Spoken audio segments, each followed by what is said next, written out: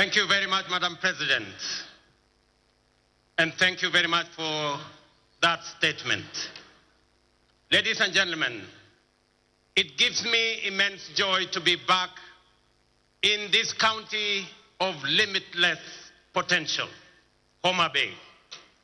It has been 62 eventful years since we took this historic step towards full independence through our hard work, determination, and self-belief. We have defied odds, surmounted challenges, triumphed over adversity, and emerged as a modern democratic state whose government and economy are energized by the restless ambition of confident citizens. Our forefathers knew, as we do, that we, the people, are the foundation, the pillars, and the engine of this nation, and that only we can do the work of building the Kenya we want. More critically, we understand keenly that this country is our home, and we have no other. This is why wherever they go all over the world, Kenyans never forget their homeland and vigorously contribute to nation building. We are acutely aware that although we have given a decent account of ourselves since the first Madaraka Day, we are quite far from where we ought to have reached. It is time for us to reflect on the state of our collective self-belief as a people, because without it, we lose all the opportunities that come with Madaraka. We all know that Kenya is not short of imaginative strategies and bold visions. In fact, so good are some of our plans that other countries have successfully implemented them and achieved impressive progress. Our biggest problem has always been one of implementation and execution. The faith to believe in our plans for change, the courage to execute, and the patience and focus to get it done. Some do not believe that we deserve the good that comes with positive change. Others think we are too poor or even in the wrong part of the world. Yet still, others do not want to see changes that benefit ordinary people or make life better for everyone. Today, ladies and gentlemen, I want to persuade the doubters that no one else is going to bring change except us, and that the only way to build the Kenya we want is by embracing change, however uncomfortable it may seem at first, and that we must possess the self-belief individually and collectively to approach our tasks boldly, confidently, and with determination in order to deliver new, more and better, sooner rather than later. Ladies and gentlemen, over 2.5 years ago, we embarked on an ambitious journey of national renewal powered by the bottom-up economic transformation agenda and rooted in the will and sovereign consent of the people of Kenya. Bottom-up is not just a mere slogan. Today, it is a lived reality for millions of Kenyans, transforming lives and reshaping destinies across the country day by day. This agenda is the expression of a deeper yearning among Kenyans to take control of their own fate and break free from a long history of hopelessness, dependence, and exclusion. This renewal of our commitment to deliver on the fundamental mandate of Madaraka is inspired by the enduring spirit of self-determination through which we vow to give ourselves not only what was denied us during colonialism, but also what every citizen and every human being deserves. That is liberty, dignity, security, and opportunity. Madaraka affirms our collective faith, shared across generations of Kenyan patriots, that through hard work, innovation, and resilience, our farmers, traders, young people, workers, and professionals will rise to the occasion. With the strength of our imagination and effort, we can and must transform this nation with the imagination of our own minds and the work of our own hands. I speak to you today with a deep conviction that our country is firmly on the path to stability and progress. We have weathered turbulent times, navigated serious challenges, and through courage, policy decisions pursued with resolve, we have not only stabilized our economy, but also charted a clear course to long-term prosperity. Since August 2022, Kenya has recorded an average annual growth of an average of 5%, outperforming the global average of 3.3% and the regional average of 3.8%. Just last month, the International Monetary Fund projected our GDP to reach US dollars 132 billion. That is 17 trillion Kenya shillings, making us the largest economy in our region and the sixth largest economy in our continent. At the same time, inflation has declined sharply from 9.6% in October 2022 to 3.8% in May this year, well below our target of 5% and bringing welcome relief to households and businesses. This reflects the strength of our economic fundamentals and the impact of our bold reforms. During the same period, the shilling appreciated by nearly 20% against the US dollar, from Kenya shillings 162 to Kenya shillings 129, making it one of the best performing currencies in the world. The central bank rate has decreased from 13 to 10%, lowering the cost of borrowing and spurring private sector activity. Additionally, our foreign exchange reserves now stand at US dollars 10 billion, extending our import cover from 2.5 to 4 months. Ladies and gentlemen, the affordable housing program stands as a powerful symbol of the socio-economic transformation underway across Kenya. Last week, I had the privilege of handing over keys to the first 1,080 social housing units in the new Mukuru estate in Nairobi. As I said then, while it was a life-changing moment for the new homeowners, it was equally one of the most profound and consequential days in my political career to witness how a deliberate government policy can uplift lives, restore dignity, and offer hope to communities that have long lived on the margins of our society. Vulnerable, forgotten, and neglected. It also marked a proud milestone for Kenya and demonstrated that ambitious national programs can be successfully implemented to deliver tangible benefits to ordinary citizens and fundamentally reshape our understanding of meaningful change. To see families move from the hardship of overcrowded slums to the relative comfort of permanent homes, complete with electricity, running water, and clean cooking gas, was a powerful reminder of what pro-people policies can deliver and the great things we can achieve together when we focus our thoughts and energy on possibilities and action rather than obstacles and doubt.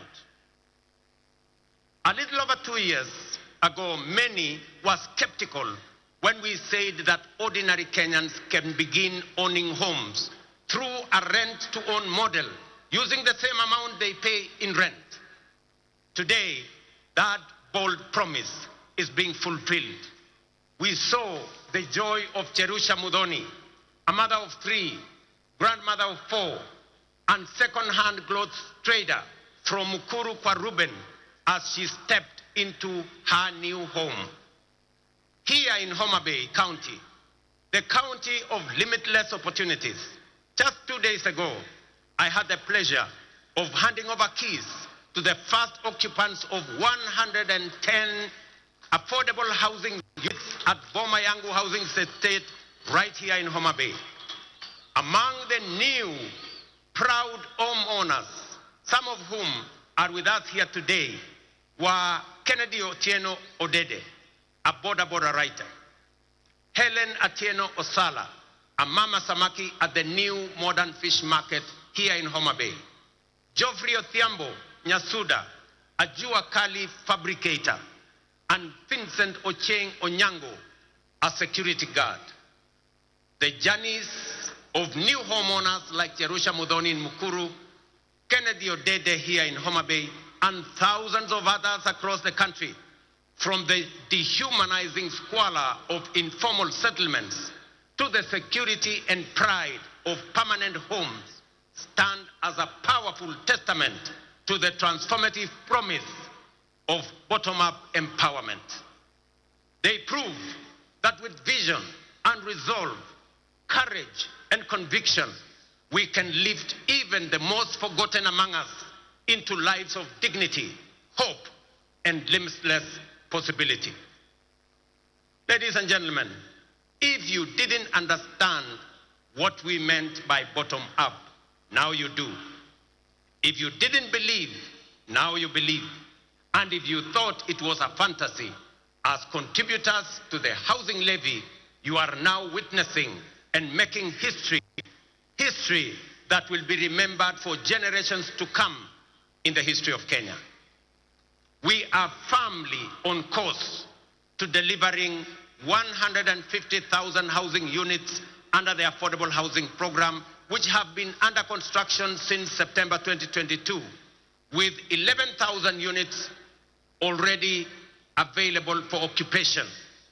Very soon, I shall be handing over keys to new homeowners in Bahati in Nakuru, in Elbakon in Nakuru, in Mabera in Kuria West, in Mgwen in Nandi, in Milimani in Kakamega, and also in Vihiga counties, Nanyuki, and many others across the country. The bottom-up transformation is reaching every corner of Kenya, leaving no one behind. Beyond providing dignified shelter, this transformative program is driving job creation, having already generated over 250,000 jobs.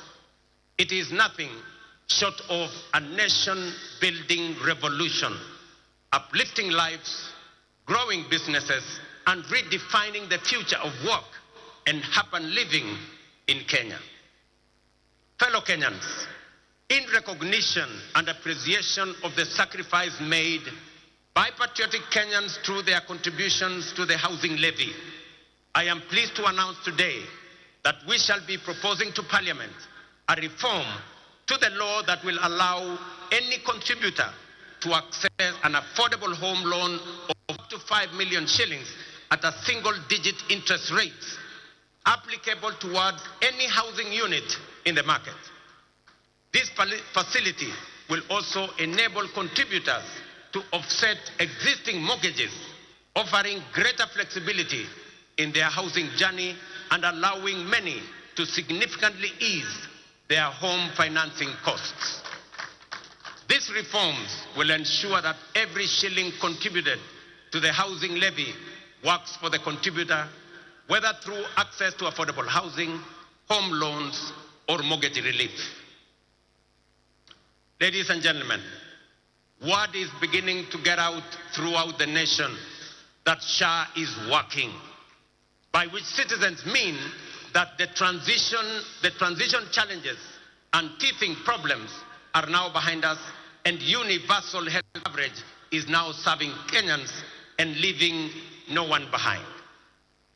Since the rollout of Taifa Care in October 2024, 23 million Kenyans have so far registered with the Social Health Authority, a resounding vote of confidence in our reformed healthcare model. We are now recording an average of 50,000 new registrations every day, a clear testament to the fact that Kenyans have embraced a system designed to guarantee access to quality, affordable, and dignified healthcare for all of us. In just 8 months, SHA has disbursed Kenya shillings 43 billion in claims to facilities, with 4.5 million Kenyans having received treatment fully covered by SHA since its inception. For the first time in Kenya's history, under SHA, citizens can access free emergency services in all facilities funded by the government through the Emergency Critical and Chronic Illness Fund. This groundbreaking reform is eliminating the burden of mandatory deposits demanded by hospitals, especially during emergencies. To sustain this momentum, the government has allocated sufficient resources to fully fund primary health care services. Every registered Kenyan can now access care in public and SHA-contracted facilities at no cost. Taifa Care is universal in both word and deed. These healthcare services deliver transformation goes beyond the magnitude of numbers or of new beneficiaries to real impact on citizens. SHA is settling payments promptly, ensuring that no Kenyan is turned away due to lack of funds.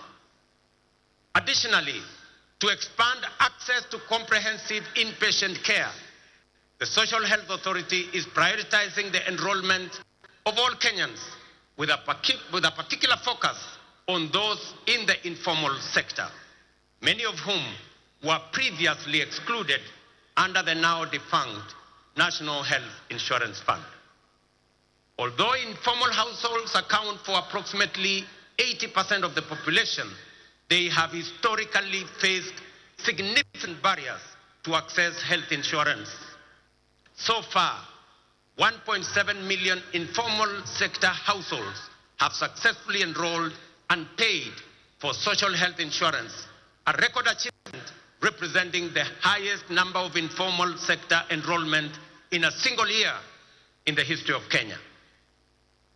To address persistent challenges such as irregular premiums and other contributions among informal sector workers, we are introducing an innovative and inclusive payment solution called Lipa Sha Pole Pole or Lipa Sha Mos Mos. This initiative enables Kenyans to remit their annual SHA contributions through flexible, manageable installments, whether monthly, weekly, or even daily, based on their financial ability. It ensures families maintain continuous health coverage without financial strain, while simultaneously promoting the sustainability of the health insurance fund. Lipa Sha Pole Pole has been made possible through a strategic partnership between the Ministry of Health, the Ministry of Cooperatives and MSMEs, mobile network operators, and financial institutions through the Hustler Fund. The system is simple and accessible to citizens. Citizens can dial *147# and follow the prompts to enroll and begin their contributions immediately.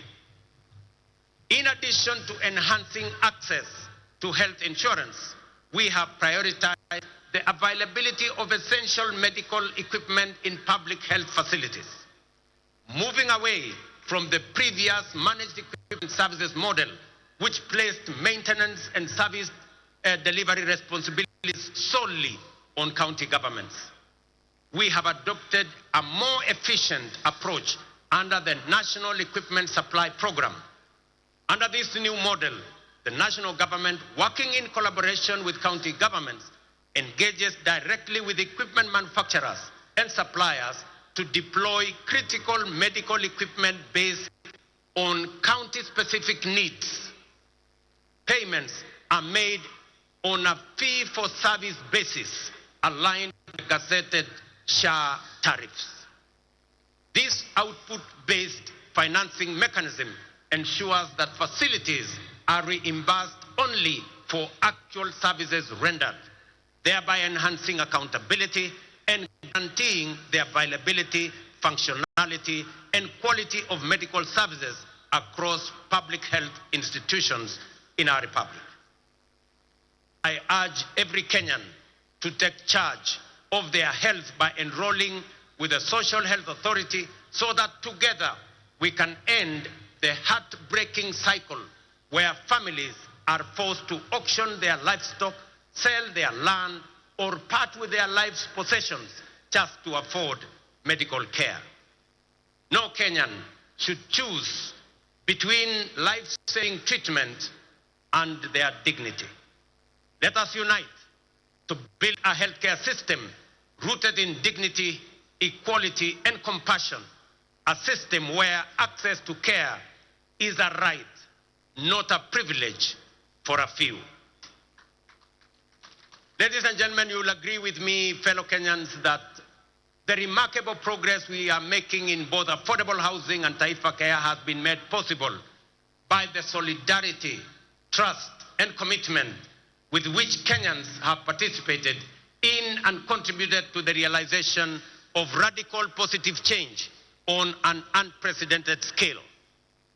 The evidence before us of real progress with real impact on people's lives should encourage and inspire us to do even more together with greater confidence and to turn Kenya into the country we all aspire to belong.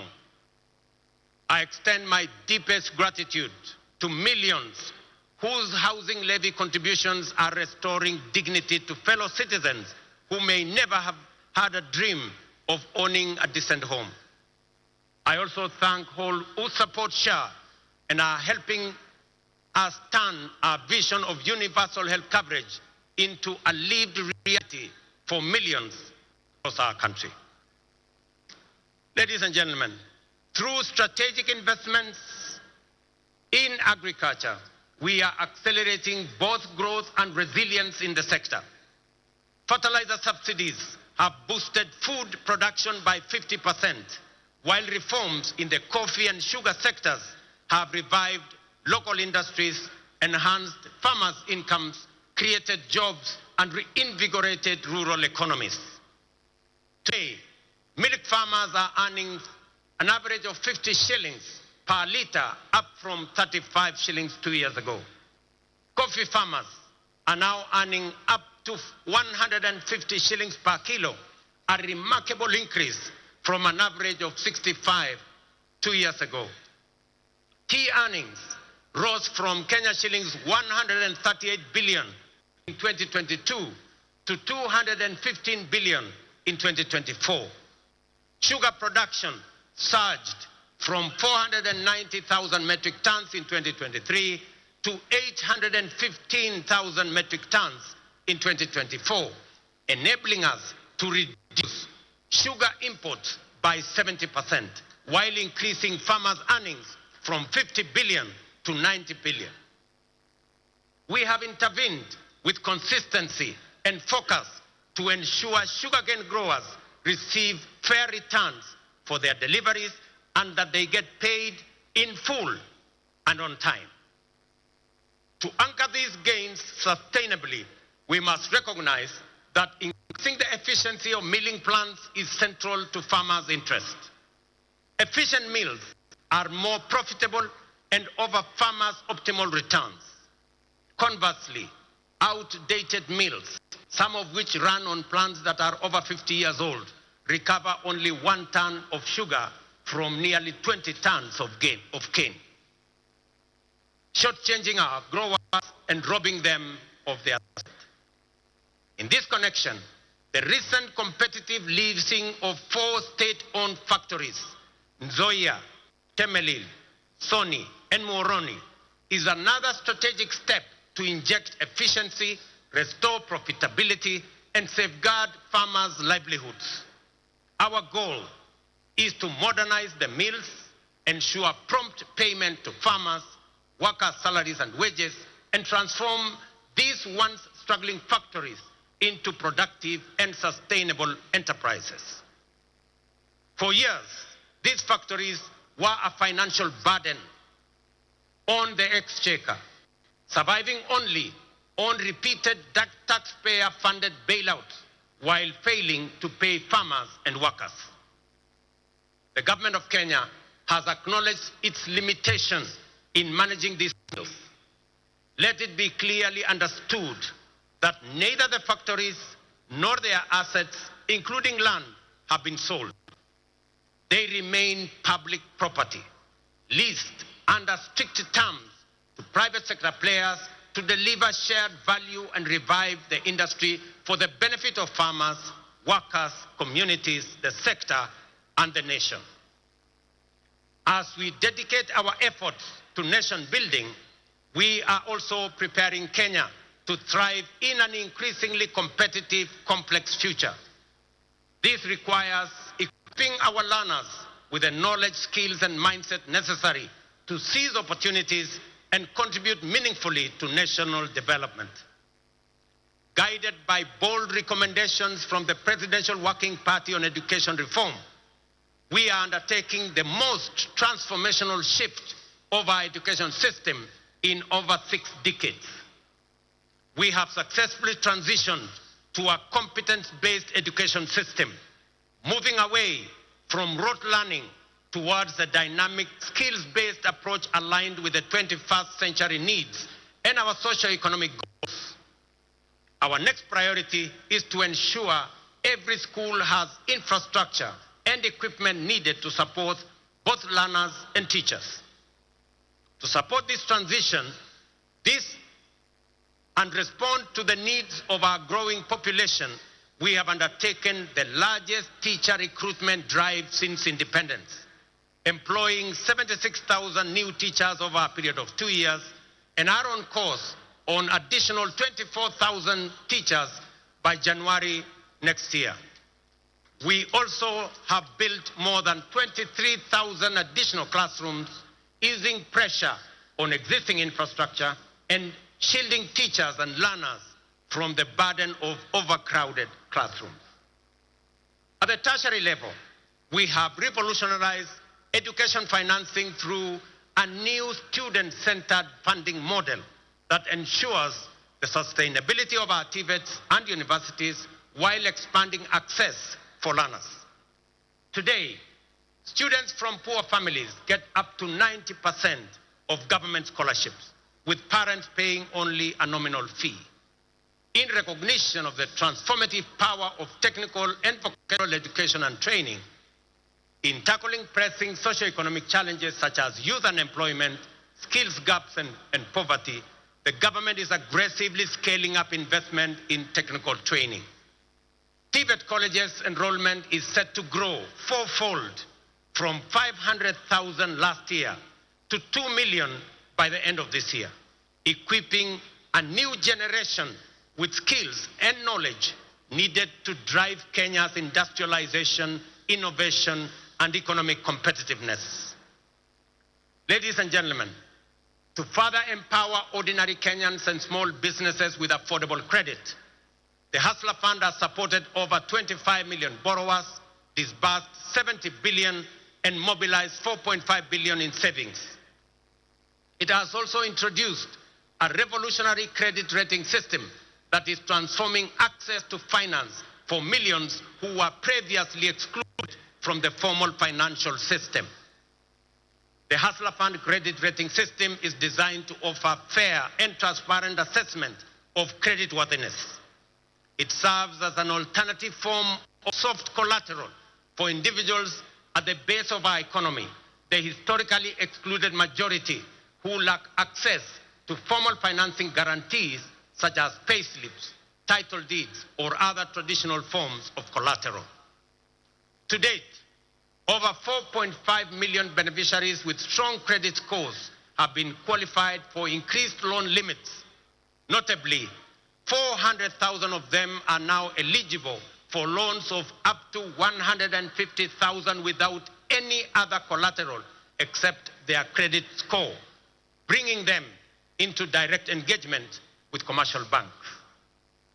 This effectively integrates them into the mainstream financial system, unlocking greater economic opportunities for them. As part of this financial empowerment program for those at the base of our economy, I am pleased to announce that in recognition of the immense potential of our young people, their critical role in the economy, and their capacity for creativity and innovation, the government of Kenya has partnered with the World Bank to roll out the 20 billion National Youth Opportunity Towards Advancement Project, commonly known as NYOTA. This initiative aims to empower over 800,000 young people aged between the ages of 18 and 29 years, and up to 35 years for those with disabilities, by enhancing their employability through skills, training, on-the-job experience, recognition of prior learning, and entrepreneurial development, and the promotion of a savings culture. The NYOTA project leverages the Hustler Fund platform and has already attracted over 1 million applicants for its business support component. This initiative targets at least 70 young people in every ward across Kenya, offering grant funding, business training, and market linkages. We have committed 5 billion Kenya shillings in grants to support 100,000 young people. Each will receive Kenya 50 shillings grant in seed capital to start their entrepreneurial journey by August this year. I am equally pleased to report to the nation that effective this week, we will commence the nationwide rollout of Climate Works, a bold and ambitious initiative aimed at engaging over 110,000 young people across the 47 counties in meaningful work that strengthens their nation's resilience, beginning with informal settlements. Launched last year in Nairobi, the program has recorded significant success and is now being expanded to the remaining 46 counties. Structured as a social protection program, Climate Works will engage youth to deliver vital public goods, including the construction of roads, the planting of trees, and the improvement of environmental sanitation within their localities. Through Climate Works, we are not just offering a paycheck for today. We are providing financial relief and a bridge to future opportunities, enabling young people to pursue their next steps, whether in launching a business, furthering their education, or stepping into long-term employment. So vijana wa Homa Bay, mujipange kuanzia next week. Ile ilikuwa inaitwa kazi mtaani, sasa itaanza Kenya mzima, na vijana 110,000 watapata nafasi ya kushiriki katika kazi hiyo. Ladies and gentlemen, the blue economy is a central pillar of the bottom-up economic transformation agenda with vast potential for job creation, food security, revenue generation, and rural development. Many nations have leveraged their marine resources for prosperity. It is time for Kenya to do the same. That is why this Madaraka, themed around the blue economy and maritime affairs, is being marked here in Homa Bay, the bay of endless opportunities. When we speak of unutilized opportunities and untapped potential in the blue economy, Homa Bay in many ways mirrors the promise of Kenya itself. Kenya has the capacity to become a maritime powerhouse. It is time to act, time to do something bold, ambitious, and transformative with opportunity. Recognizing this opportunity, the government of Kenya is prioritizing the blue economy as a key frontier for national socio-economic transformation. We are making deliberate and strategic investments in sustainable fisheries across lakes, dams, and oceans. The flagship initiative is the Kabonyo Fisheries and Aquaculture Services and Training Center of Excellence in Nyando. Once operational, it will produce 7 million fingerlings quarterly to restock Lake Victoria and drive research, training, and innovation.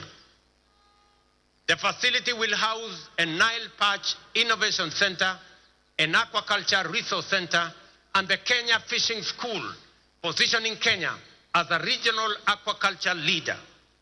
Similarly, the Sagana Aquaculture Center is being modernized to serve as a national breeding hub to warm water species like Nile tilapia and African catfish. These initiatives boost aquaculture productivity, improve nutrition, and expand livelihoods, aligning with Kenya's Vision 2030 and the bottom-up economic transformation agenda to expand fish farming into arid and semi-arid regions. In Mount Kenya's highlands, the Kikanjo drought hatchery is being upgraded to resolve issues like fingerling shortages and high costs, ensuring trout farming remains viable in cooler regions. At the coast, the National Mariculture Research and Training Center in Shimoni, under the Kenya Marine and Fisheries Research Institute, is cultivating maritime species like milkfish, mud crabs, seaweed, oysters, and prawns. This initiative aims to create jobs and improve livelihoods for about 200,000 people across 5 coastal counties. The development of Liwatoni and Shimoni fishing ports will further expand deep-sea fishing capacity to 24 vessels, fully unlocking our maritime potential. We have completed 7 modern fish landing sites on the Indian coast and 3 on the shores of Lake Victoria. Additionally, 5 more landing sites are under construction in the coastal counties of Kwale, Mombasa, Kilifi, Tana River, and Lamu at the cost of Kenya shillings 1 billion. Due for completion by September this year. 9 new landing sites are also planned around Lake Victoria, in Kisumu, Busia, Siaya, Migori, and Homa Bay, a budget of Kenya shillings 1.5 billion. To strengthen the fisheries value chain, we are also building modern fish markets with cold storage and hygiene facilities. In the coast, markets are being constructed in Likoni, Malindi, and Kibuyuni.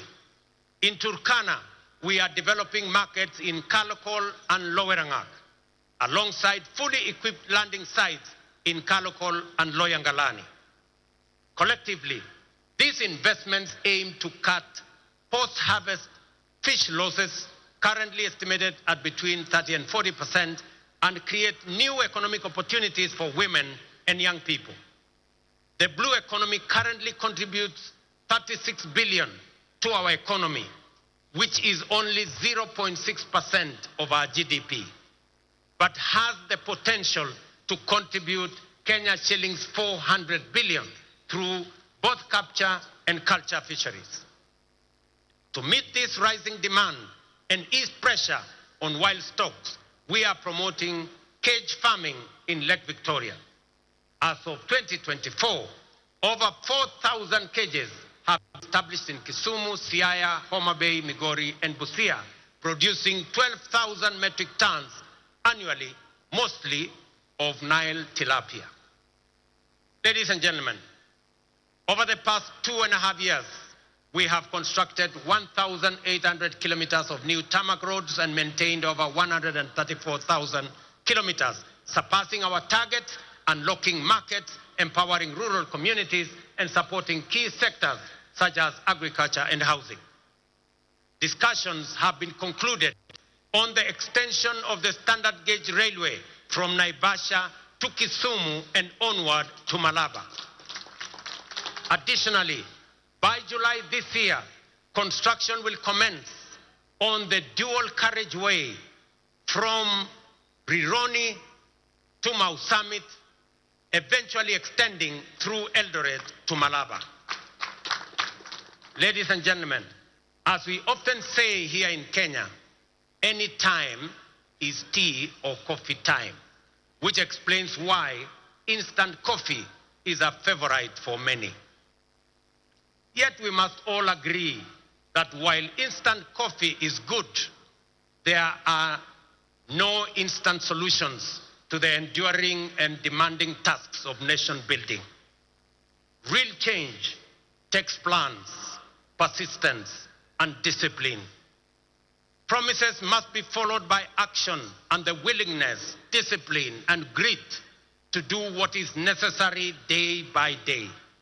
Above all, we must overcome the fear of change, knowing that today's world demands courage, conviction, and bold leadership. The transformation underway throughout our country is real and considerable. Profound change is taking place before our eyes. Our children are getting quality education and relevant education. By January next year, we will have employed 100,000 teachers, the highest number in our nation's history, to help build the workforce of the future. Roads are connecting communities. Electricity is reaching every village. Dignified homes are rising across counties. Farmers are feeding the nation. Millions now access quality health care without barriers. Border riders are getting affordable credit, and Mama Mboga are thriving in modern markets nationwide. This is bottom-up economic transformation in action. No longer a distant dream, but a lived reality for millions of hard-working Kenyans whose dreams are now within reach. We must sustain this momentum to make up for lost time and create opportunities for millions still yearning for a chance. We must remain steadfast in our belief in Kenya's potential and in our ability to realize our dreams. Let us never become a nation that stopped believing, nor a people who only dreamed but were too afraid to act. Let us move forward with the same spirit, honoring the vision of our founding fathers. Their dream was not just self-rule, but a nation where every Kenyan from every corner can dream freely, strive equally, and achieve their potential. Today, we renew that promise to leave no one behind and build a Kenya where hope and opportunity are a right for all. Jameni, munikubalie nimalizie hapo nikiwaambia ndugu zangu wa Homa Bay, asanteni sana kwa kutukaribisha Homa Bay.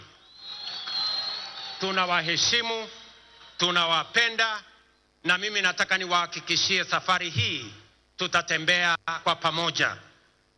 Nataka nimshukuru ndugu yangu mkubwa Mheshimiwa Raila Odinga aka Baba kwa kuunganisha pamoja na mimi taifa letu la Kenya. Tuondoe siasa ya chuki na ukabila na mambo ya kisirani. Tuwaweke watu wa Kenya pamoja, kwa sababu umoja ni nguvu.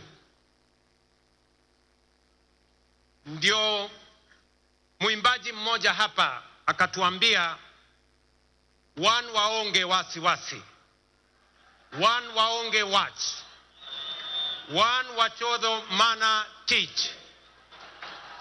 Alisema hakusema? Nirudie. One waonge wasiwasi, one waonge watch, one wachodho mana teach. Kwa Mheshimiwa Kindiki na Mheshimiwa Raila pengine hamuelewi hiyo lugha. Inamaanisha hatuna wasiwasi, hatuna midomo mingi, tunachapa kazi. Ile kazi bila break ndio tunachapa. Ni kweli ama si kweli, watu wa Homa Bay? Tuendelee ama tuendelee? Mimi nasema asante sana, I thank you all. God bless you. God bless our great country, Kenya. Thank you very much. Asanteni kwa heshima, naomba sote tusimame kwa wimbo wa taifa na wimbo wa Jumuiya ya Afrika Mashariki. Waliovalia